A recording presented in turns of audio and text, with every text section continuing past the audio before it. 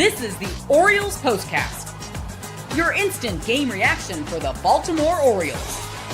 Part of the Locked On Podcast Network, your team every day.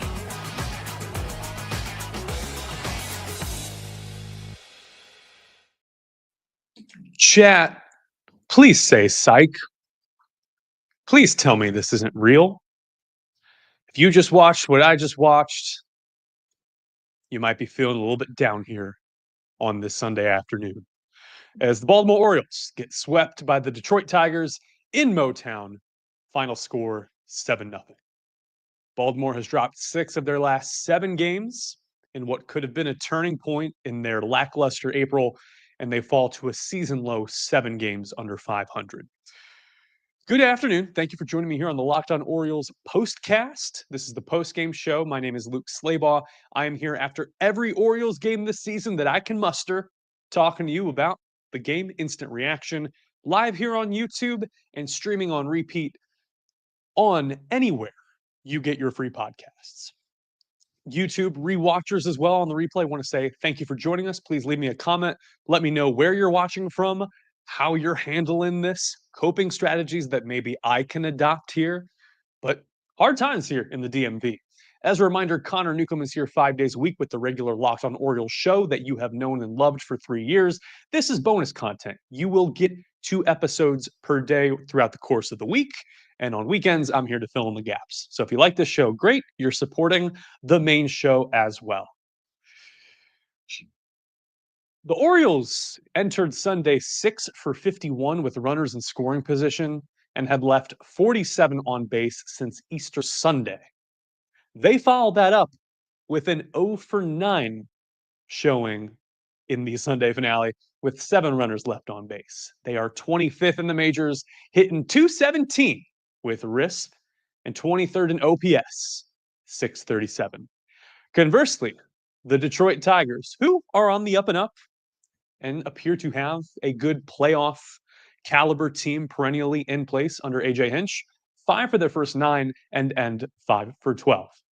The Orioles, of course, we knew were going to go up against a challenge against the reigning Cy Young winner, Tarik Skubal, and that's what we're going to talk about. This is what you'll be talking about. Yeah, I mean, AL Cy Young winner, Triple Crown guy, lefty. Lord knows the Orioles and lefties still have a lot of ironing out to do. But 22 of his 31 changeups landed for strikes. And when you are able to change speeds that effectively, you never know what's coming. And I credit Skubal for busting some hitters inside with the high heat, 98, sometimes touching 100 on the radar gun, struck out Gunnar Henderson, who couldn't catch up to the heat, and then was able to pull the string with the change, got about 5 strikeouts on that changeup, really nothing in the middle of the plate. When you can command pitches like that, almost effortlessly, yeah, you're going to put the opposing hitters behind the 8 ball. As for the Orioles, as we look at the final box score, I would, how do I put this? The offensive approach for the Orioles right now is like the dating scene in Annapolis.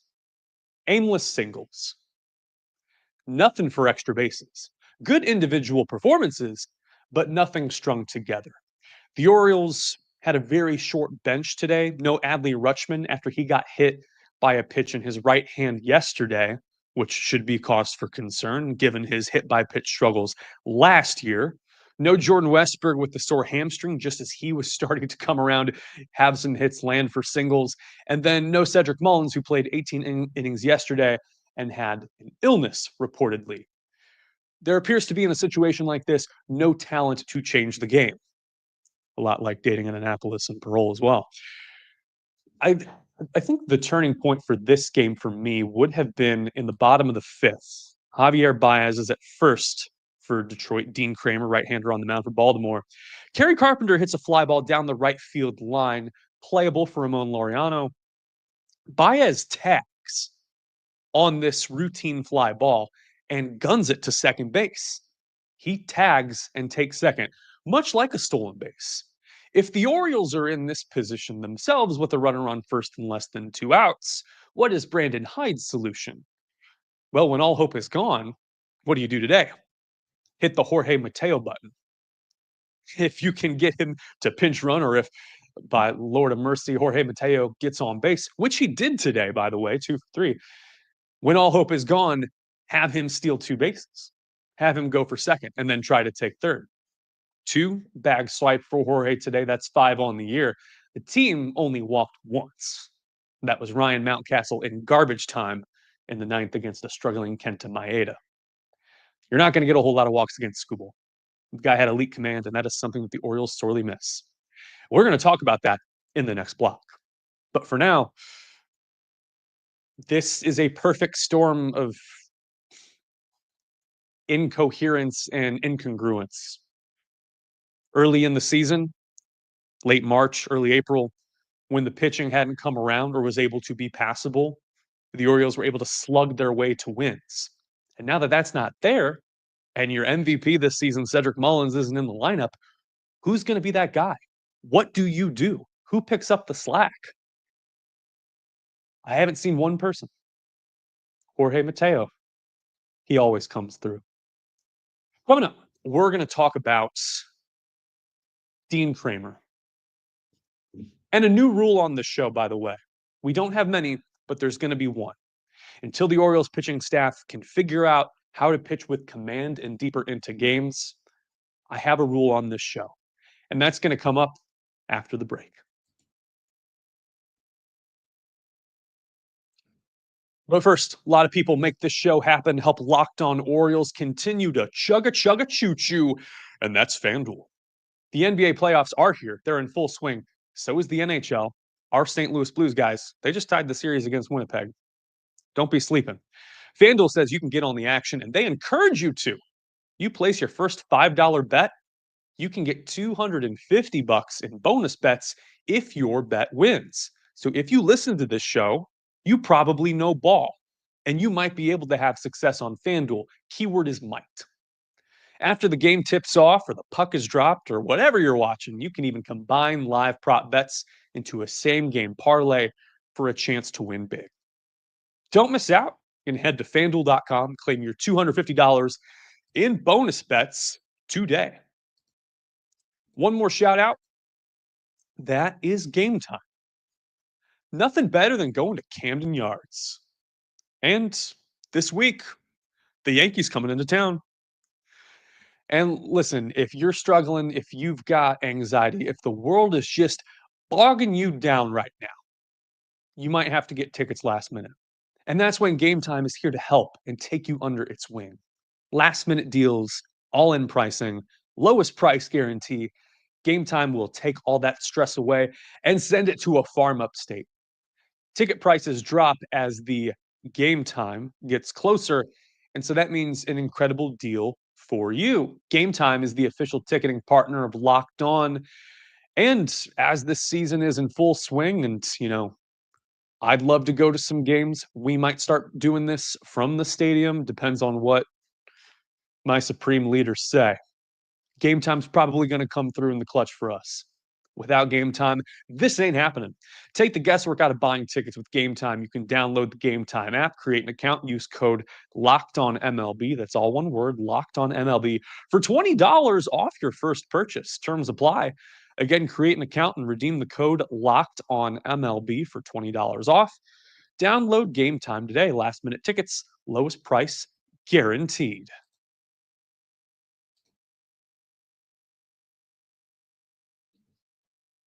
As I promised, new rule on the show.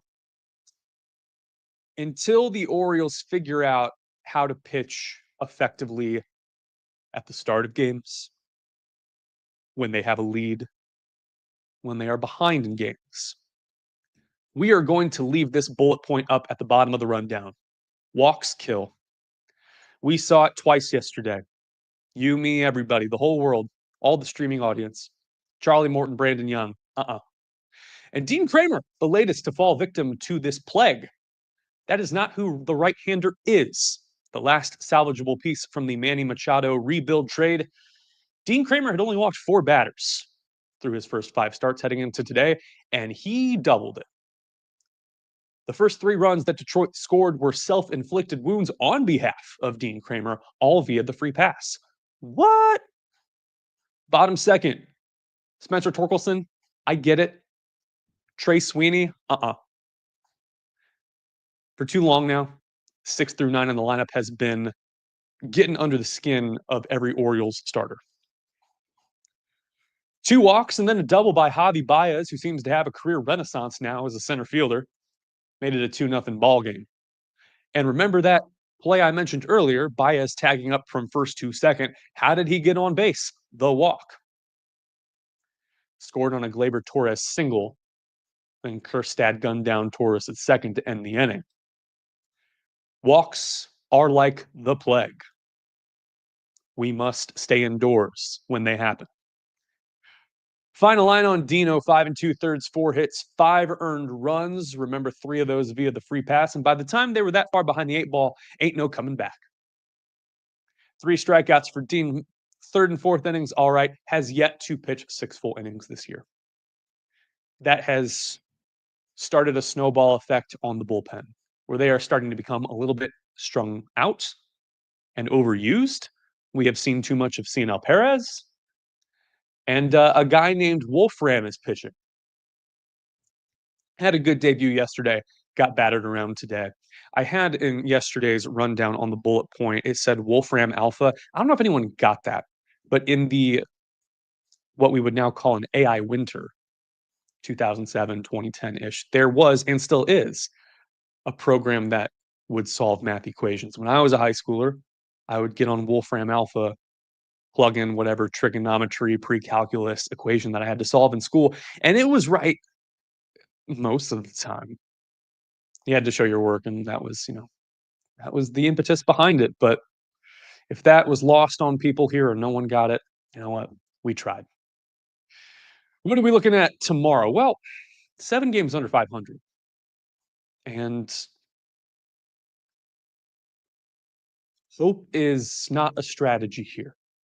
I saw a comment from a Tigers fan yesterday on the replay that the bullpen by committee decision that Brandon Hyde had in game 2 of the doubleheader, left-hander Keegan Aiken and then Charlie Morton, is an effective strategy for teams that have the requisite talent. However, that is not something that the Orioles have right now. They're paying a lot of people who are hurt. G-Rod, Bradish. It goes on and on. Wells. So, unfortunately, it doesn't look like help is coming anytime soon. But there's got to be a way to get from point A to point B. If the ethos was treading water in April, the Orioles failed. They have a chance to gain some ground in the division when the Yankees come to town, or it could go horribly awry. You tell me what you're expecting. Again, if you're watching here live on YouTube or on the replay, watching the show, please leave a comment. The Orioles, before we went live here, had not yet announced their rotation for the Yankees series, 3 games at Camden Yards starting tomorrow. We know that right-hander Will Warren will be starting for the Yankees. We also know that they got Cookie Carrasco and Carlos Rodon scheduled to throw as well. Tomorrow is a 6:30 first pitch on Masson. There are some whispers that right-hander Kyle Gibson might be ramped up and able to join the team during the Yankee series, perhaps the Wednesday game. However, this reminds me, there is no one savior who can turn this rotation or season around.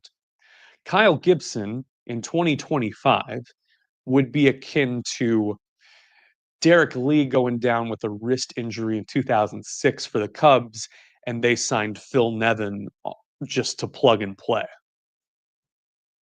Didn't go so well for them. We're going to wrap things up here on the Locked On Orioles postcast. As I go through some of the comments right now, Jason Dittrich says, I feel sorry for Luke having to go through this after every Orioles loss. Listen, there's no place I'd rather be. And this is the opportunity of a lifetime. Listen, we're in this together, everyone. We're going to get through it. I appreciate you joining me here live on a Sunday afternoon. If you are trying to escape from the wife or the husband, cool. You and me both, right? No, we're going to be all right.